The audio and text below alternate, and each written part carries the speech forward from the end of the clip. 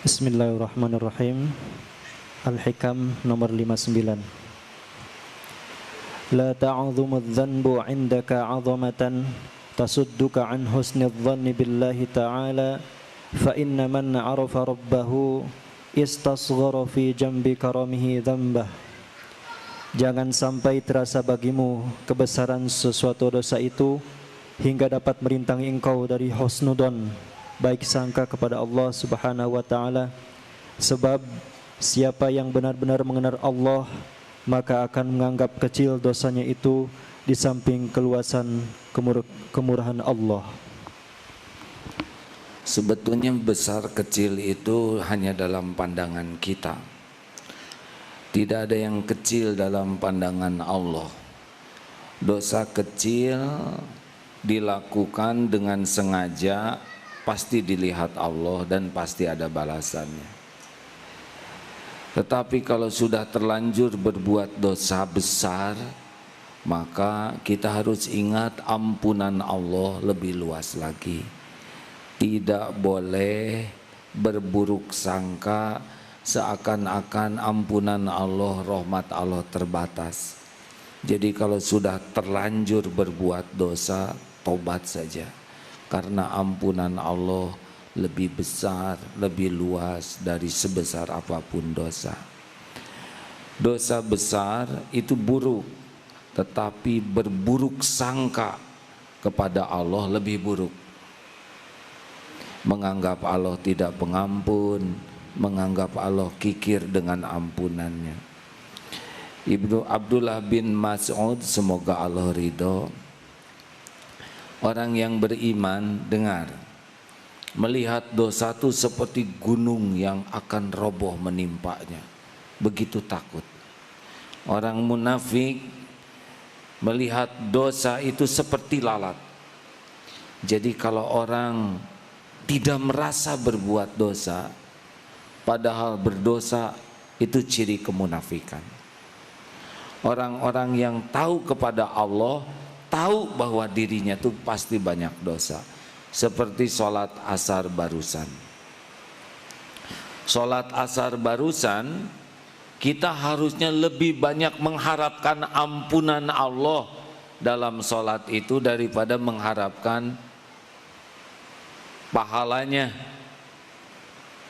Karena dalam sholat barusan banyak ngaconya, banyak tidak khusyuknya. Bayangkan, kita diundang oleh misal presiden atau gubernur saja. Gubernur sudah memperhatikan khusus. Nah, kita yang minta pertemuan khusus, yang sangat khusus, tapi selama pertemuan ngelantur, mikir kemana-mana, ngomong kemana-mana. Coba, lebih mengharapkan pemberian dari gubernur atau mengharapkan kemaafan dari gubernur?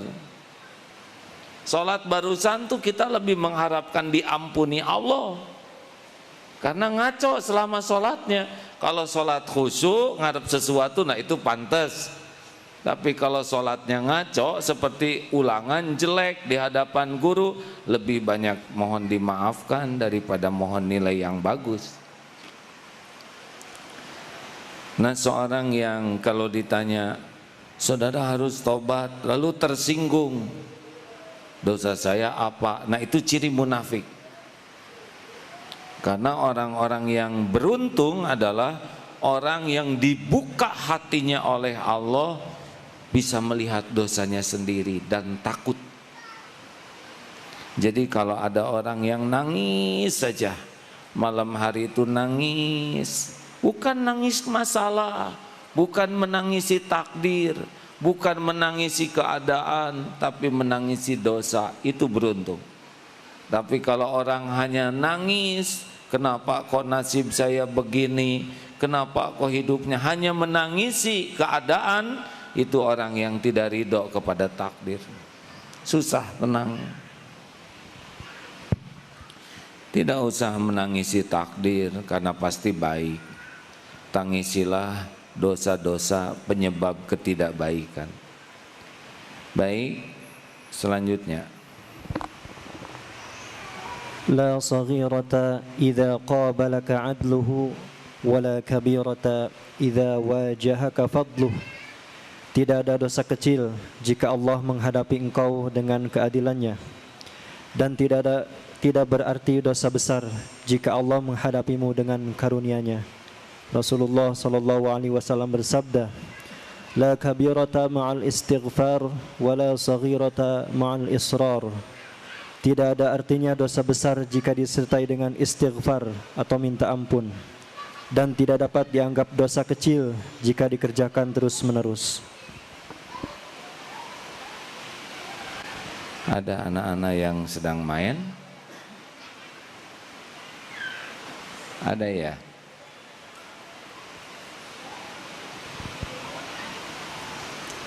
Kalau anak-anak lari-lari sama sekali tidak salah, karena mereka senangnya itu. Ini ujian bagi orang-orang yang ada di sekitarnya yang dewasa. Jangan dimarah, karena ini pasti izin Allah.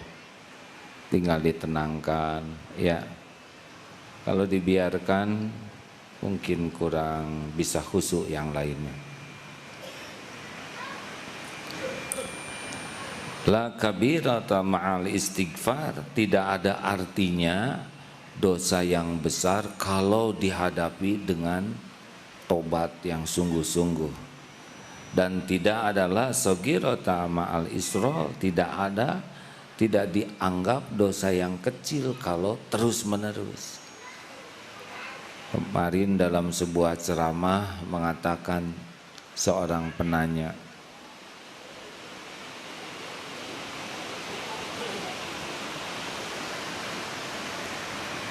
saya kalau di pengajian enak, tenang, rasanya mantap. Tapi kalau saya sudah pacaran, tiba-tiba saya jadi tidak tenang. Padahal saya pacaran hanya dosa kecil, begitu. Disebutnya hanya. Nah, dari sini saja sudah ketahuan, ya, bahwa menganggap remeh dosa kecil akan berulang itu dosa kecil. Dan dosa kecil yang berulang bisa jadi dosa besar. Hadirin sekalian, tidak ada yang luput, ya. Kalau setiap dosa yang kita lakukan, misalkan dosa kecil mengeluarkan belatung, satu, sering melakukan dosa kecil, kira-kira seperti apa diri kita, kan? Kalau setiap pikiran kotor mengeluarkan belatung di kepala kita. Kalau dosa besar, lele, oh dosa sedang, kurang menarik lele. Ular, menjijikan kita ini. Dosa kecil yang terus menerus sama dengan penuh belatung diri kita ini, ya kan? Benar? Jadi sebaiknya hindari dosa sekecil apapun. Kalau tergelincir segera istighfar. Bagaimana kalau kita tidak segera tobat? Nah, kalau Allah sayang kepada kita, nanti Allah akan mengingatkan kita dengan berbagai kejadian. Dompet hilanglah, sakit, di PHK, uang habis. Pokoknya kalau kita disayang Allah, kita akan diingatkan dengan berbagai kepahitan sebagai jalan kafarahnya. Jadi kalau kita sering ditimpa pedih, sakit, nelangsa, itu ciri-ciri sedang difasilitasi untuk bersih. Kalau kita fokus kepada tobat, cepat hilangnya. Tapi kalau tidak fokus kepada tobat, lama sakitnya.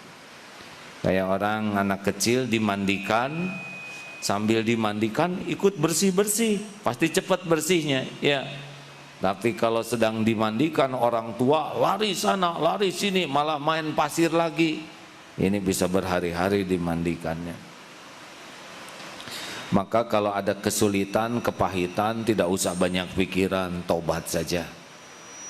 Seperti Nabi Yunus Tiga kegelapan, gelapnya malam, gelapnya laut, gelapnya perut ikan. Apa di dalam perut ikan Nabi Yunus menyalahkan umatnya? Dasar umat ngaco, bebal, dinasehatin, diajak ke sorga, enggak nurut, saya jadi sengsara. Enggak. Apakah Nabi Adam ketika diturunkan dari sorga menyalahkan iblis? Dasar si iblis, tukang tipu, saya nabinya ditipu. Tidak. Si Hawa lagi pakai ikut-ikutan, harusnya jadi istri tuh malah enggak. Yang dipikir mah cuma satu saja. Rabbana zolamna anfusana. Ya Tuhan kami sudah zolim kepada diri kami sendiri. Kalau Nabi Yunus, subhanaka inni kuntu minadz zalimin. Itu tuh kalau dalam kesulitan, kepahitan, karena dosa-dosa yang enggak kita akui, dosa-dosa yang enggak kita tobati, itu pasti neken, pasti neken. Daripada mikirin masalahnya, lebih baik pikirin dosa, tobat saja. Coba seperti Nabi Adam, tidak banyak pikiran selain minta ampunan Allah. Hasilnya naik derajatnya. Nabi Yunus, tiga kegelapan, gelap perut ikan, gelap lolos. Bukan mikirin jalan keluar, mikirin ampunan Allah. Makanya kalau saudara dalam kepahitan, kesulitan, kebanyakan mikir, nambah tuh. Tobat dulu. Pasti nanti bonus pertama apa? Kalau tobatnya benar, tenang. Bonus kedua apa? Warazaqahu min kedua apa? Jalan keluar. Wa min kulli doikin makhrajan. Hadiah yang ketiga, warazaqahu min haitsu la yatasib.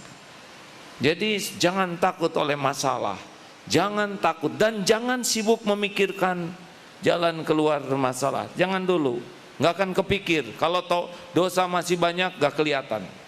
Tobat, tobat. Di perut ikan di laut itu tidak cari jalan keluar dari perut ikan. Tobat dulu. La ilaha illa anta subhanaka inni kuntu minaz zalimin. Ada caranya nanti. Sudah waktunya diterima oleh Allah. Ini tobatnya udah benar, udah remuk hatinya, udah banjir air mata yang tulus. Nanti bonus pertama, Allah huwallazi anzala sakinah. Tenang, persoalan masih ada, tapi ini udah nggak takut apa-apa. Nanti tobatnya terus, mulai Allah buka. Mungkin si ikannya dibuat mangap, menguap, yang pleng keluar tuh. Saya tidak tahu bagaimana Nabi Yunus bisa keluar dari sana, ya. Atau bersin mungkin, dari hidung, ya. Keluar, pokoknya mah terserah Allah lah. Ikannya juga milik Allah. Kalau Allah mau ngeluarin saja. Bagaimana nanti terendam air, mungkin ikannya oleh Allah dibuat ke atas, mendarat dekat pulau, ya. Gampang lah, setiap ikan milik Allah, takluk kepada Allah. Masya Allah. Cukup, terima kasih. Ada yang mau ditanyakan? Tidak rumit hidup ini, ya. Yang rumit itu adalah yang tidak mau tobat. Wa man lam yatub faulaika humudz zalimun. Orang yang tidak mau tobat itulah yang zalim. Kenapa tidak mau tobat? Karena dia tidak merasa bersalah. Apa cirinya orang yang tidak merasa bersalah? Sibuk dengan alasan pembenaran diri. Kenapa orang tidak mau tobat? Karena dia lebih sibuk memikirkan orang lain yang salah dibanding memikirkan dirinya pengundang masalah. Pada waktu dipermalukan, dihina di TV, misal sibuk menyalahkan wartawan, tidak ada gunanya. Lebih baik sibuk saja tobat. Allah lah yang membulak-balik hati wartawan. Mau apa mikirin wartawan? Dia sudah dapat dari apa yang dia lakukan, dan kita dapat dari apa yang kita lakukan. Satu pertanyaan kemarin di Al-Latif menarik. AA, saya bisnis dengan teman saya. Nah, bisnis kami kolab. Teman saya ini betul-betul kerjanya tobat dan dia pasrahkan urusannya kepada Allah. Lalu bagaimana? Jadi saya yang dimarahin orang. Jadi saya yang dikejar-kejar. Lalu urusannya bagaimana, beres enggak?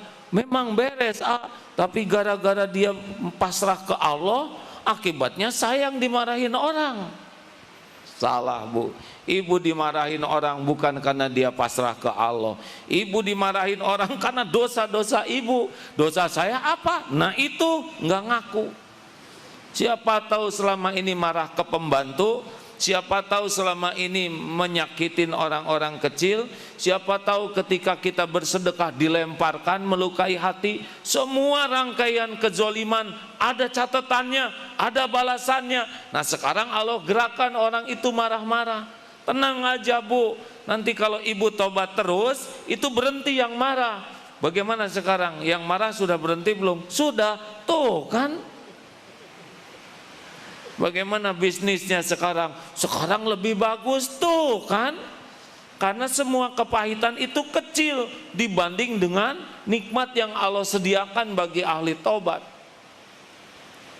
Kan bisyai, sedikit. Semua kepahitan itu sedikit dibanding dengan nikmat yang besar.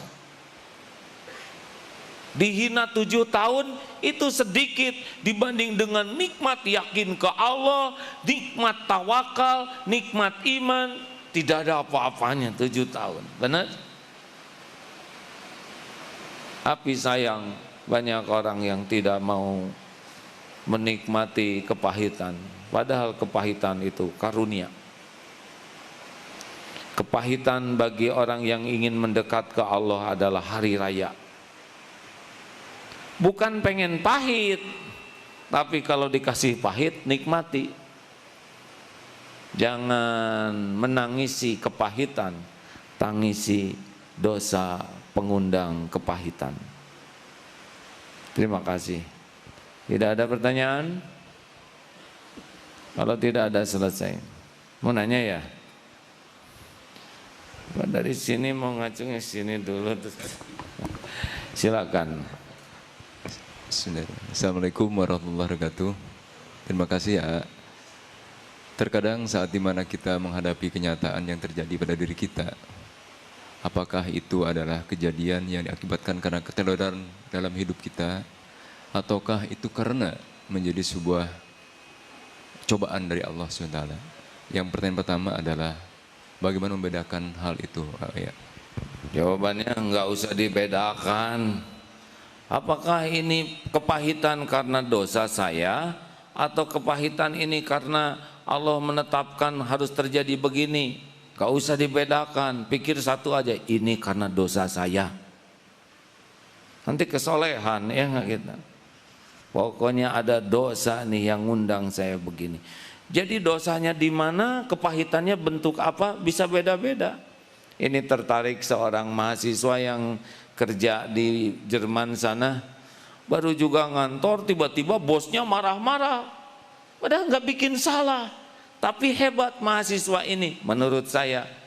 Dia pikir, saya nggak punya salah, si bos marah-marah, pasti saya punya dosa nih hari-hari ini.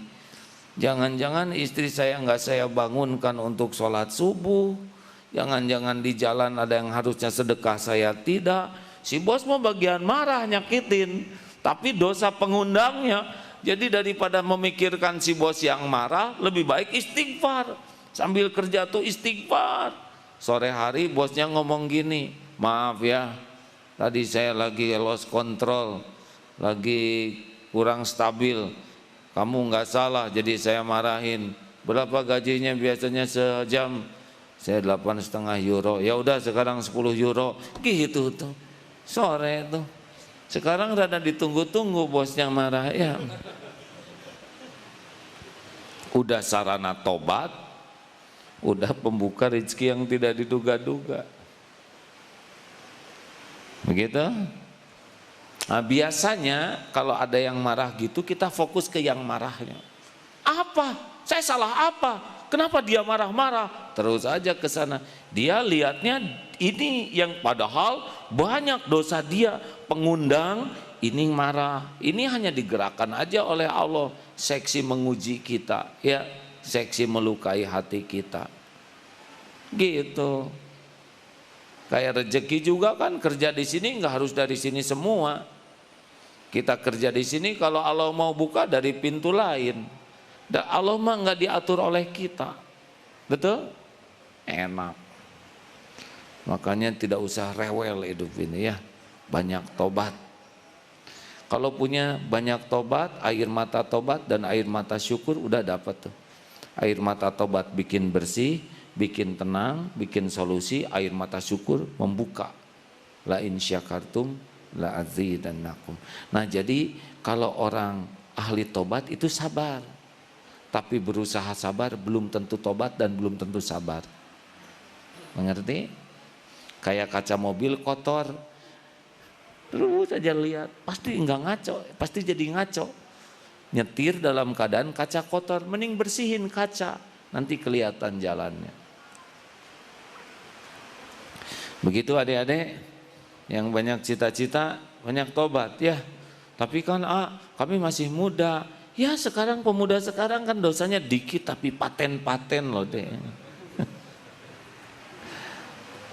Masya Allah, astagfirullah. Terima kasih ya. Ini hujan di luar. Jangan ada selintas pun hati yang jelek terhadap hujan. Terserah Allah.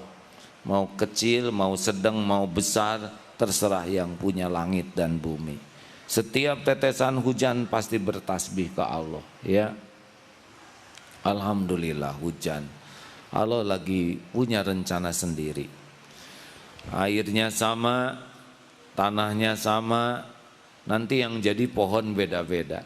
Ada rumput Jepang, ada rumput gajah, ada rumput liar, ada pohon, ada selada, ada seledri, macam-macam. Padahal airnya sama, pohonnya juga, tanahnya sama.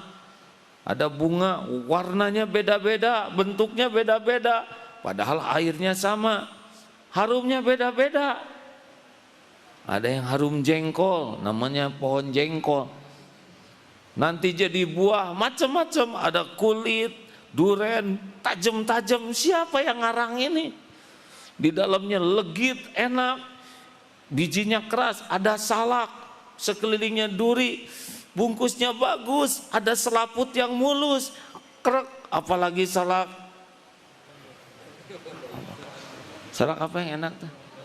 Salak pondok, krek, di dalamnya ada lumutan, bijinya keras. Siapa yang naruh di sana lagi? Belum lagi pisang mulus, bungkus kita kurang bagus, bungkus orang mah nggak jelas, dikupas, di dalamnya mulus. Airnya sama, tanahnya sama. Fabi ayyi ala'i rabbikuma tukadziban. Harusnya makan pisang tuh nangis. Kenapa? Karena cuma satu ya. Saya ada yang kirim buah-buahan tadi, aduh ya Allah, ini bagus-bagus buah tuh, lihatnya aja udah takjub. Takjub kepada yang mendesain, mengatur kombinasi warna, meletakkan kulit, bulu-bulu halusnya, Masya Allah. Saudara nggak usah ingin lah, biar saya saja yang menghabiskan ya. Masya Allah, terima kasih. Tidak ada pertanyaan lain? Terima kasih. Senang tidak ilmu tauhid ini? Kenapa Rasul dan para sahabat senang terus? Kita aja kenal kepada orang baik enak, benar? Kenal kepada, misalkan ada teman pinter ini.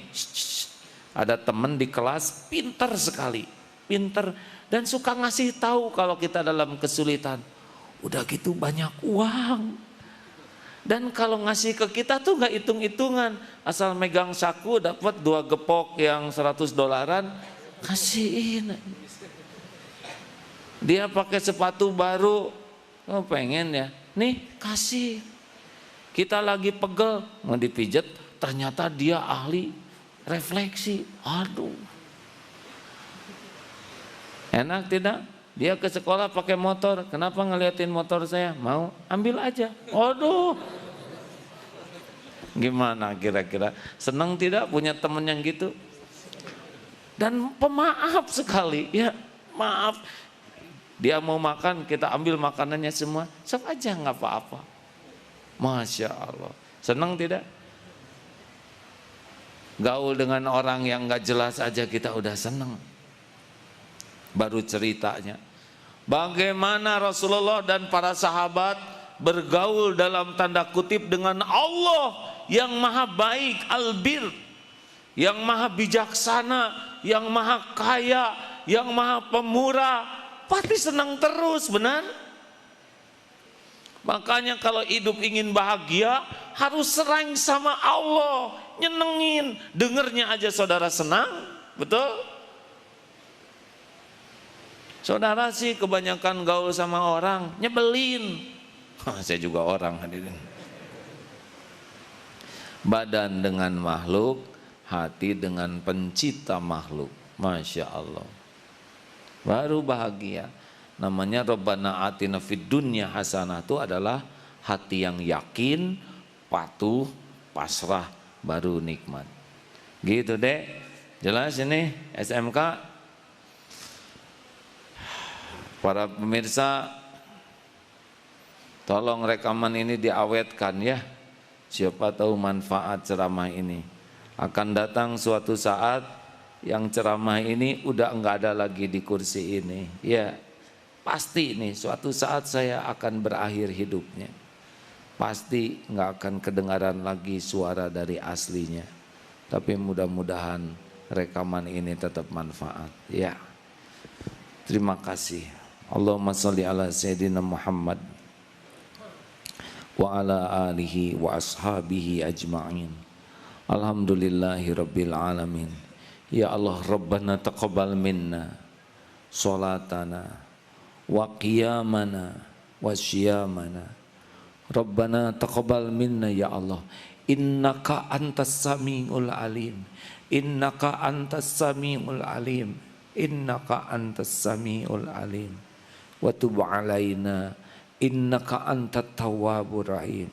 Ya Allah ya Hayyu ya Qayyum, bi rahmatika nastaghits ya Rabb, bi rahmatika nastaghits.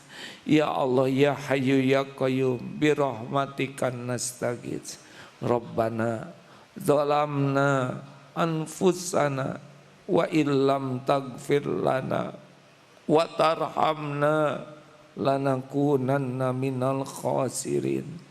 La ilaha illa anta subhanaka inna kunna minal zalimin.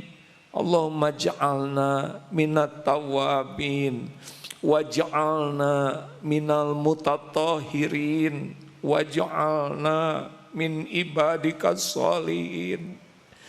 Rabbana Allahumma ighfir lana wali walidina warhamhum kama rabbawna sigara.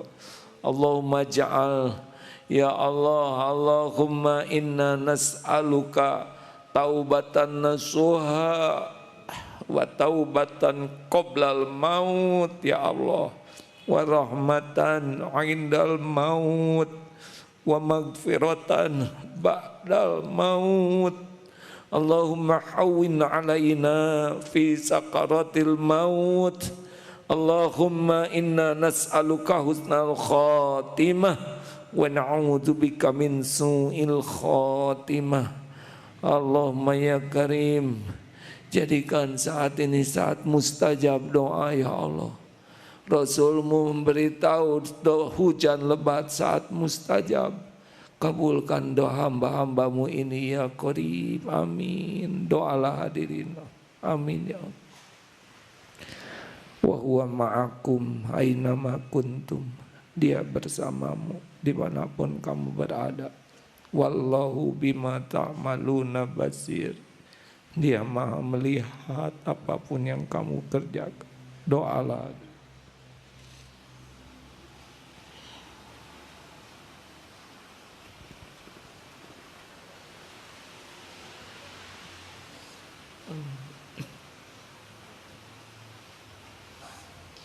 Ya Allah, Allahumma rizukna al-istiqamah.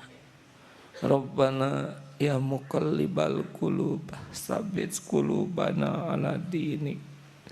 Allahumma musarrifal qulub, sarrif qulubana ala ta'atik. Kabulkan doa hamba-hambamu ini ya Allah. Jadikan kami hafiz-hafizah ya Allah, yang mengamalkan Qur'an-Mu, mendakwahkan Qur'an-Mu, menikmati hidup dengan Qur'an-Mu. Ya Allah, belenggu hati ini sehingga tidak pernah lepas dari-Mu. Ya Allah, tutup semua jalan selain hanya jalan menuju-Mu. Ikat kaki kami ya Allah, kecuali langkah menuju padamu. Ya Allah, robohkan setiap sandaran hidup ini selain bersandar padamu. Cabut rasa takut ini ya Allah, dari apapun, dari siapapun, selain takut tersisih darimu. Takut engkau tidak suka, takut engkau tidak merindukan kami. Berkahilah majelis ini ya Allah. Walau kami tidak melihatmu dengan mata ini, buatlah mata hati kami selalu yakin setiap saat padamu. Allahumma ighfir lil mu'minina wal mu'minat wal muslimina wal muslimat al ahya'i minhum wal amwat. Rabbana atina fid dunya hasanah wa fil akhirati hasanah wa qina adzabannar. Amin ya rabbal alamin. Alhamdulillah. Terima kasih hadirin. Subhanakallahumma wa bihamdika asyhadu alla ilaha illa anta astaghfiruka wa atubu ilaik. Assalamualaikum warahmatullahi wabarakatuh.